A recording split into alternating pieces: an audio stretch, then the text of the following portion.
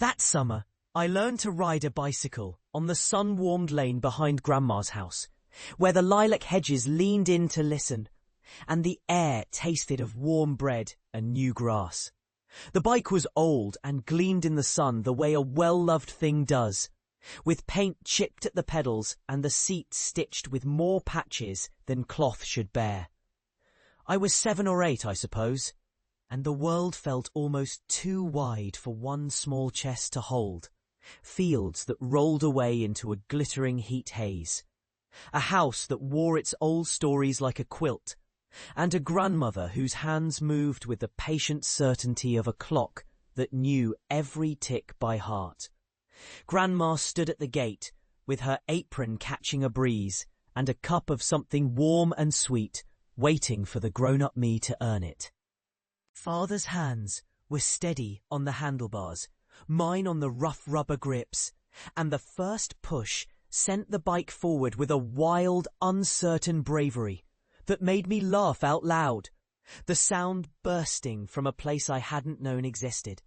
The lane stretched ahead, a ribbon of pale grey that disappeared into a line of trees. The air was thick with the scent of lilacs and dust, and there, somewhere between the creak of the saddle and the soft whir of the wheels, a pulse of confidence began to beat in me.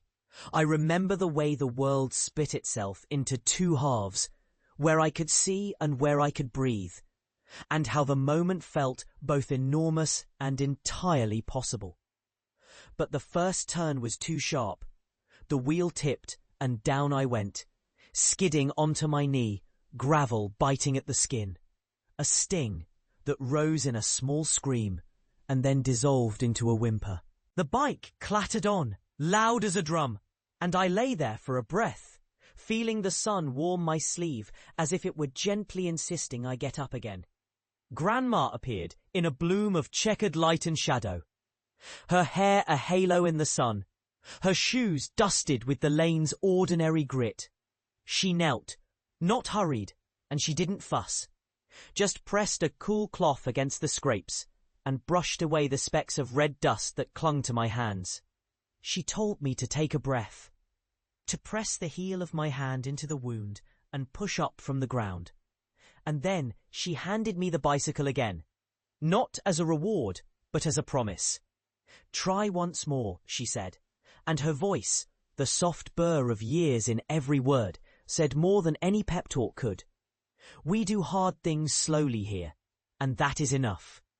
The second attempt was wobbly, then steadier, then a little faster. And the lane began to feel like a river of light, carrying me toward the idea of myself I hadn't yet dared to name. The field stood watch on either side, corn tall as a boy's dreams, and the distant toll of the village clock drifted over the hedges like a patient bird. Each small correction of balance became a quiet lesson in listening, how feet could read the road better than eyes did, how the mind could stay still enough to tell the body which way to lean. Grandma watched from the gate, her face soft with something between a smile and a prayer, and I felt her presence as a kind of weather, steady, warm and reliable. When I rode past her, I didn't wave. I tipped the bike the least bit and kept going, feeling the hum of the chain and the sun on my cheeks, the wind learning my name. By the time the sun slid a finger of gold along the hedges, I rode the length of the lane and back with a confidence that surprised me. A confidence that didn't appear in the moment so much as it settled into the little corners of me afterwards, like a seed planted in soil that would later become a sturdy stem. That night, after supper and the soft clatter of dishes, Grandma handed me a glass of milk with honey, brewed into something like a quiet victory. The kitchen held that particular afterglow of a day well spent, the warm scent of flour from the bread loaf cooling on the rack, the kettle singing a gentle song, the chalky shine on the floor where the morning light pooled. We talked in a voice that could hold 1,000 ordinary things, and still keep a quiet space for what mattered most, a safe harbour for a heart learning to trust its own courage. She told me stories of her own childhood, the times she learned to swim in a creek behind a house much like hers, the way the water had carried her fears away toward the distant lilac bushes. How you measure a life not by the triumphs that gleam, but by the tenacity with which you rise after a fall. I carried those stories with me, tucked into the pocket of my young mind, a little map for the road ahead. That summer did not end with a grand confession or a spectacular triumph that everyone would remember. It ended with something humbler and more lasting, a decision to try again when I failed, to listen to the world before I spoke, to hold steady, even when the ground pitched and bright sun turned everything hot as a fever. The lane itself didn't change that much after that day, but I did. The world grew a shade larger, and my heart learned to pace itself to its own measured rhythm rather than to the noise of fear. In the years that followed, I learned other kinds of courage. Not the loud, public kind, but the patient, ordinary stamina that keeps a family fed and a promise kept.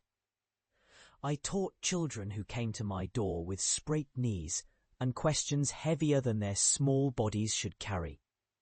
I stood at bus stops and in kitchens, waiting for trains that never quite came on time. And I learned to listen when the world spoke softly through the weather, and the weather spoke back through the faces of people I loved. The memory of that first ride, sun on the handlebars, dust in the air, Grandma's assuring hands, became for me a small lamp I could carry into every room I entered. Time has a way of thinning the bright colours of a memory, but it does not erase the shape of its meaning. The lane behind Grandma's house no longer remains as it did in those summer days. Houses rise where hedges once grew, and the lilac bushes have faded into another season. But the feeling stays, the sense of being held steady by someone older and wiser, the knowledge that to learn is to endure a little discomfort for the sake of a future you cannot yet see. I have carried that sensitivity into all the years that followed, a patience with others' stumbles, a tendency to speak softly to those who fear the fall, a habit of greeting dawn with a small, faithful effort to begin again.